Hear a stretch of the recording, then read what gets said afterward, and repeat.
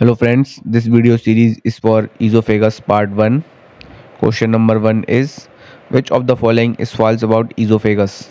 Option A, outer layer has adventitia.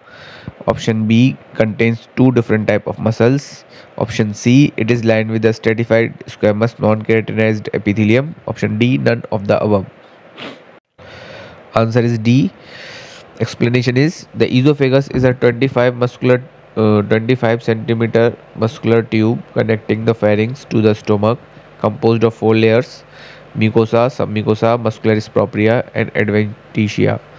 The esophagus contains both striated and smooth muscles arranged in a circular layer and outer longitudinal layer. The upper part is mostly striated muscle, the lower part is mostly smooth muscle, and the middle section is a mix of both. The esophagus is lined with a stratified squamous non-keratinized epithelium. तो जो important बातें हैं वो length of ईजोफेगस कितनी है 25 centimetre. चार layers में उसकी कवरिंग होती है। इनर लेयर होती है म्यूकोसा, उसके बाहर सब म्यूकोसा, फिर मस्कुलरिस प्रोप्रिया, सबसे आउटर में एडवेंटिशिया। फिर ईजोफेगस में टू मसल्स होती हैं, स्ट्रैटेड मसल्स और स्मूथ मसल्स। स्ट्रैटेड मसल्स जो होती है वो अपर पार्ट में होती है, लोअर पार्ट में स्मूथ मसल्स होती है और मिडिल पार्ट में मिक्स्ड होता है स्ट्रैटेड और स्मूथ। और जो उसकी लाइनिंग होती है वो स्ट्रेटिफाइड स्क्वामस नॉन क्रेटिनाइज्ड एपिथेलियम बनाती है। Question number 2, which of the following is true about esophagus? Option A, arterial supply by inferior thyroid artery, esophageal branches of aorta, inferior phrenic artery. Option B, venous drainage by inferior thyroid vein, azygous vein, inferior phrenic vein. Option C, esophagus is innervated by vagus. Option D, all of the above.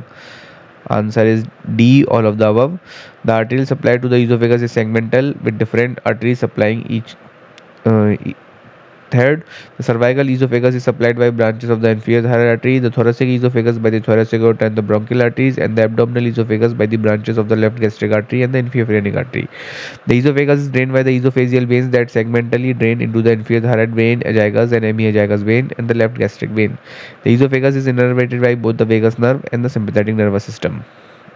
तो ईजोफेगस को जो तीन part में divide किया, cervical ईजोफेगस, thoracic ईजोफेगस और abdominal ईजोफेगस। Cervical ईजोफेगस की जो blood arterial supply है वो इंफीरियर थायराइड आर्टरी है, venous drain inferior thyroid vein है।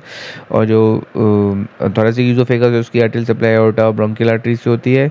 और जो एब्डोमिनल ईजोफेगस है उसकी left gastric artery, inferior artery. Question number 3, which of the following is false? A, cervical constriction 15 centimeter from upper teeth. Option B, cervical constriction is the narrowest point of the GIT.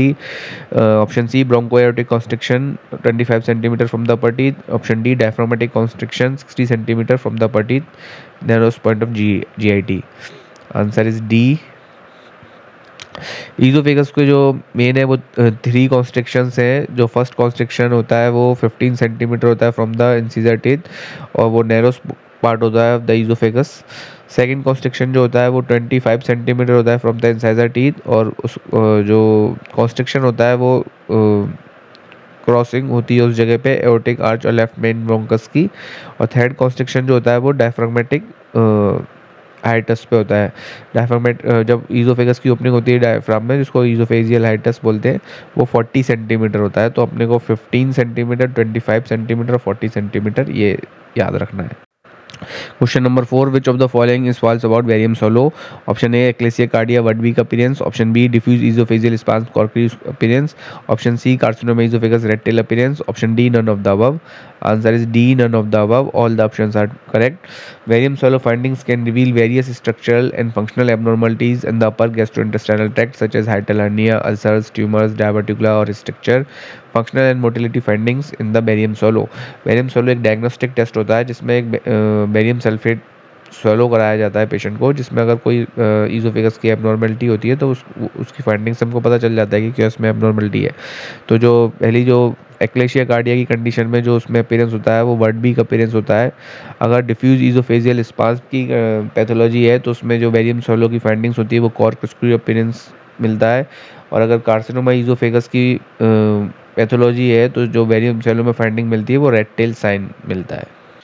Question number 5, which of the following factor is not responsible for gastroesophageal reflux disease?